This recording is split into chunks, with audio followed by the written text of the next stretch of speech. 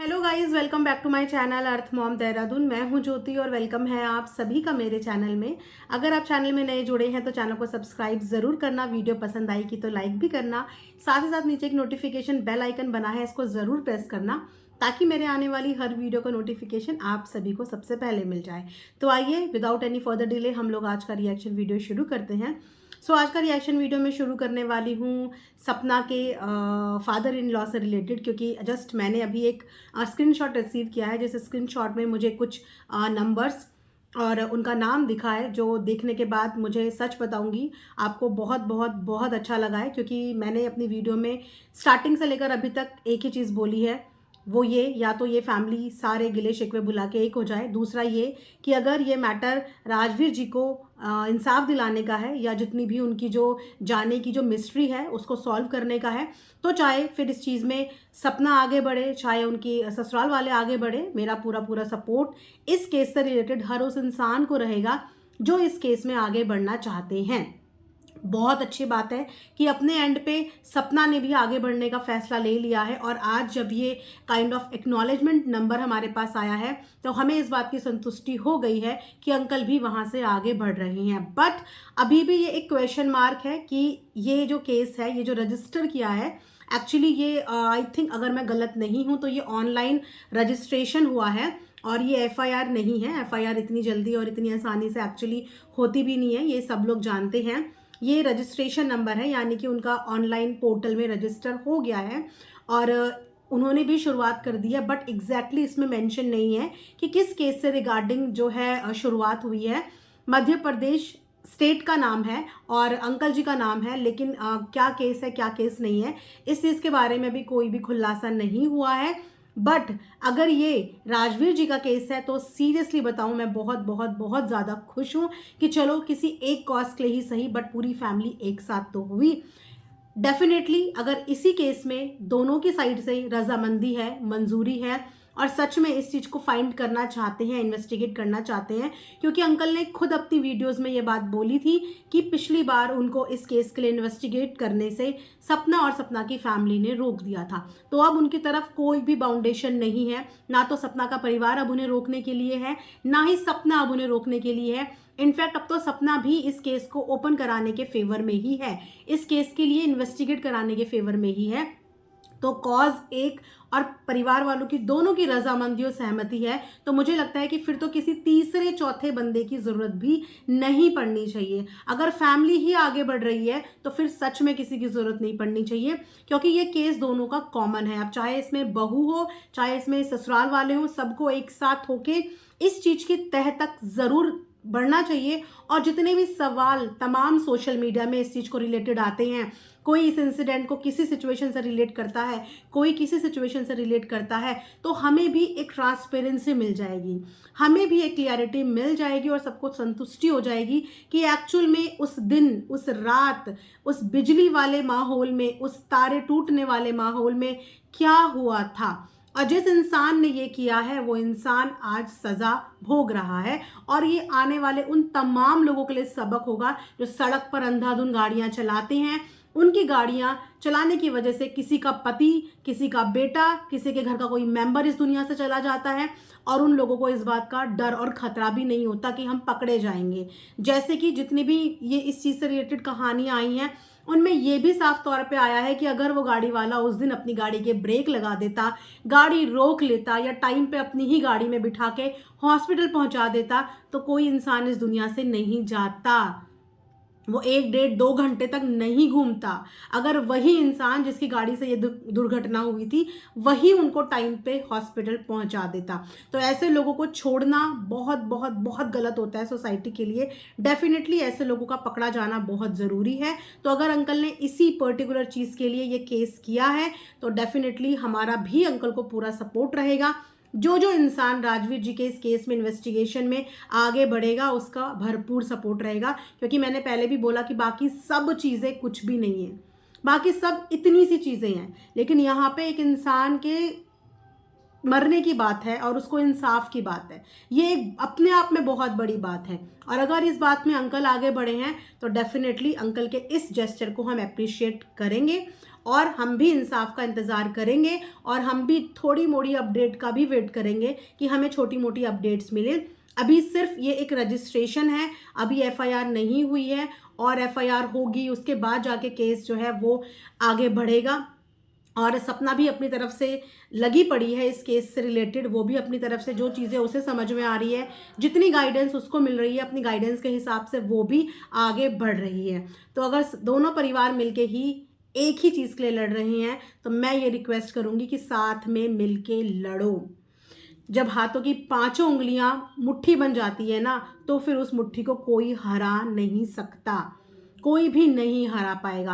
ना कहीं ये भी हो सकता है कि ये राजवीर जी का ही इंडिकेशन हो आप सबको एक साथ लाने का, कि आप उनके इंसाफ की लड़ाई में सब मिलकर साथ और सहयोग दें और इस चीज़ को जड़ से खोद निकालें कि वो आखिर वो आदमी था कौन जो उस गाड़ी को इस तरीके से अंधाधुन रोड पे चला रहा था। अब आप ये देखिए कि आज 2 साल हो गए, आज भी वो इंसान खुला घूम रहा है। जाने और कितने लोगों के साथ उसने ये चीज़ें करी होंगी, जाने उसको इस बात का एहसास भी होगा या उसको इस बात का डर भी होगा कि उसने क्या कर दिया है। 2 मासूम बच्चों का पिता छीन लिया, एक 24-25 साल की लड़की का सुहाग छीन लिया, माता पिता की झोली खाली कर दी। ऐसे ही अभी चटोरी रजनी जी के साथ भी जो चीज़ें हुई हैं, उनके साथ भी जो हादसा हुआ है वो भी बहुत दर्दनाक है, बहुत दर्दनाक है। और इसीलिए कल पूरा रात ना मेरा बहुत ज़्यादा स्ट्रेस में बीता, क्योंकि जब हम बार बार इन चीज़ों को देखते हैं, सुनने वालों को ऐसा लगता है कि हम लोगों ने वीडियो बना ली, लेकिन आप हमारी जगह अगर रह के सोचेंगे ना, किसी चीज़ को बार बार देखना, वो भी इतनी दर्दनाक चीज़ को, इतनी डिप्रेसिंग चीज़ को, फिर उस चीज़ को बोलना, बहुत स्ट्रेस होता है, बहुत स्ट्रेस। और ख़ासकर उस इंसान का बार बार जिक्र करना जो इस दुनिया में नहीं है। जितनी बार हम अपने मुंह से बोलते हैं ना, उतनी बार हमारे दिमाग में वो चीज़ें रिकॉल होती हैं, उतनी बार हम भी बहुत डिप्रेस होते हैं। और अभी राजवीर जी का मैटर ख़त्म नहीं हुआ था कि अभी जब ये 16-17 साल के लड़के का मैटर सुना, तो चीज़ों को बोलने के लिए उन चीज़ों को देखना पड़ता है। और जब उन चीज़ों को देखते हैं ना, तो मन में इतनी अचल विचल चलती है, दिमाग एकदम से ब्लैंक हो जाता है समटाइम्स। क्योंकि इस इंसिडेंट के साथ एक और वो नेपाल वाले बच्ची का भी इंसिडेंट आया, और ये सारी चीज़ें जब बैक टू बैक चलती हैं, आप लोग बोलते हो दीदी वीडियोस बनाओ, लेकिन ये बहुत स्ट्रेसफुल होता है, बहुत स्ट्रेसफुल। क्योंकि इन चीज़ों को देखना, इन पे बात करना, पॉइंट्स लिखना, उन पे बार बार बोलना, अनदर लेवल का स्ट्रेस फील होता है। मैं रात में बहुत ज़्यादा लो हो गई थी इसी वजह से। लेकिन आप लोगों तक ये चीज़ें पहुंचानी भी ज़रूरी होती है, एक अवेयरनेस देनी भी ज़रूरी होती है, क्योंकि आप लोग एक्सपेक्ट करते हैं। रजनी जी की इस समय पे क्या स्थिति हो रही होगी, शायद हम वो स्थिति फील भी नहीं कर पा रहे हैं। मुझे इतना बुरा लगा, इतना बुरा लगा एक चीज़ और जान के, क्योंकि मैं सच बता रही हूँ, मैं ज़्यादा उनको फॉलो नहीं करती थी। तो जब मैंने उनको देखा, उनके बेटों के साथ उनकी वीडियोज़ देखी, इंस्टाग्राम पर उनकी रील्स देखी, तो मैं बहुत अलग जोन में चली गई। प्लस जब मुझे पता चला कि उनका सिर्फ वही एक बेटा था, बेटे चाहे 1 हो चाहे 10 हो, चाहे एक बेटे का लॉस हो चाहे कितने बेटे का लॉस हो, लेकिन बच्चे का लॉस बराबर ही होता है। कुछ लोग कमेंट सेक्शन में यही बोल रहे थे कि दीदी उनका सिर्फ एक ही बेटा था, तो चाहे माँ का, किसी माँ का एक लाल जाए, चाहे कुछ भी हो, लेकिन बराबर होता है, दुख कम या ज़्यादा नहीं होता। लेकिन हाँ, आज 19 फरवरी है और आज उनके बेटे की जो है वो अंतिम रिचुअल उन्होंने अपने घर पे रखा है। एक फ़ोटो उन्होंने अपने इंस्टाग्राम पे शेयर करी थी। अभी एग्जैक्टली उनके साथ क्या हुआ है ये सोशल मीडिया पे नहीं बताया है, बट हाँ ये ज़रूर पता है कि एक ये सड़क दुर्घटना है। और सुनने में ये भी आ रहा है कि वो किसी कोलैब के लिए आई थिंक केरला वगैरह साइड गई थी, जहाँ पे शायद उनकी फैमिली साथ में ही गई थी, और शायद नॉट श्योर कि ये हादसा साथ में ही हुआ है।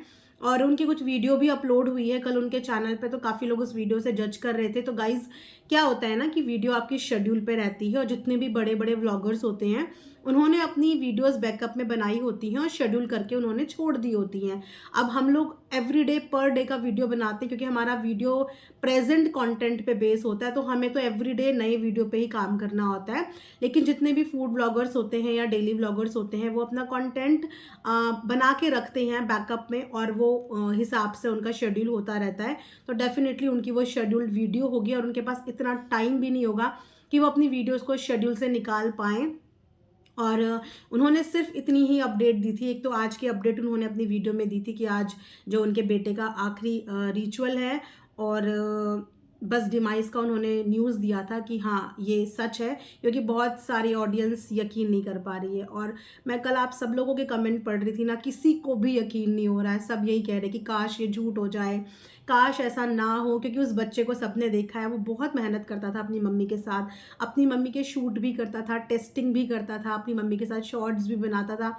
मम्मी और बेटे का बहुत अच्छा बॉन्ड था, और बहुत मेहनती भी बच्चे को बता रहे हैं। जिन लोगों ने बहुत डीपली इनकी वीडियोस फॉलो करी हैं, जो इन्हें फॉलो करते हैं, वो बच्चे की बहुत तारीफ़ कर रहे हैं कि बहुत अच्छा बच्चा था, बहुत अच्छा था इंसान। देखे क्या से क्या हो जाता है, और सिर्फ था रह जाता है। ये था वर्ड जो है ना, सिर्फ यही रह जाता है। और हम प्यारे प्यारे मोमेंट्स स्पेंड करना खुशी से भूल जाते हैं। ज़िंदगी बहुत अनसर्टेन है, लाइफ में कब दूसरे मोड़ पे क्या हो जाए, और कब आज जो है वो था बन जाए। बहुत डिप्रेस होता है ऐसी न्यूज़ बोलते हुए भी, बताते हुए भी, और ऐसी चीज़ों के बारे में बात करते हुए भी। तो मैं बस अपनी साइड से खूब सारी स्ट्रेंथ देना चाहूँगी रजनी जी को, उनके हस्बैंड को, उनकी पूरी फैमिली को, क्योंकि एक माँ पे सच में इस समय पे दुखों का इतना बड़ा पहाड़ टूट पड़ा है कि आज उसकी झोली से उसका बच्चा चला गया है। और जो उसे माँ माँ कह के बुलाता था, जिसको 9 महीने उसने अपने पेट पे रखा, जिसको 16 साल तक पाल पोस के बड़ा किया, जिसके फ्यूचर के लिए शायद बहुत सारी प्लानिंग करके रखी होंगी, और जिसके फ्यूचर के लिए दिन रात मेहनत भी कर रही होगी। दिन रात ट्रैवल पे जाती थी, मेहनत करती थी। जब 4-5 दिन अपने बच्चे से दूर रहती थी, तो जब घर आती थी तो कई बार उनका बच्चा नाराज़ भी होता था कि आप मुझे बता के नहीं गए। वो वाले मोमेंट्स भी देखे मैंने उनके व्लॉग में। तो मैं बस यही बोलूँगी कि आप सब लोग उनको बहुत बहुत बहुत हिम्मत दें, और भगवान उनके बच्चे की आत्मा को शांति दे। वो जहाँ भी जैसा भी हो, भगवान उसकी आत्मा को शांति दे, और ऐसा कभी किसी माँ के साथ ना हो, कभी किसी माँ के साथ ऐसा ना हो। तो इस दुख की घड़ी में मैं बिल्कुल रजनी जी और उनके परिवार के साथ हूँ, और ईश्वर से हर मोमेंट पे मैं प्रार्थना कर रही हूँ कि उनको बस किसी भी तरीके से इस दुख को झेलने की शक्ति दे भगवान, इस दुख को झेलने की शक्ति दे, क्योंकि बहुत बहुत बहुत बड़ा दुख है। एक माँ होने के नाते इस दुख को हम फील कर सकते हैं, एक औरत होने के नाते इस दुख को हम फील कर सकते हैं कि उनको इस समय पे कैसा महसूस हो रहा होगा। इसी के साथ ये वीडियो मैं यहीं पे एंड करती हूँ। Thanks for watching earth mom Dehradun.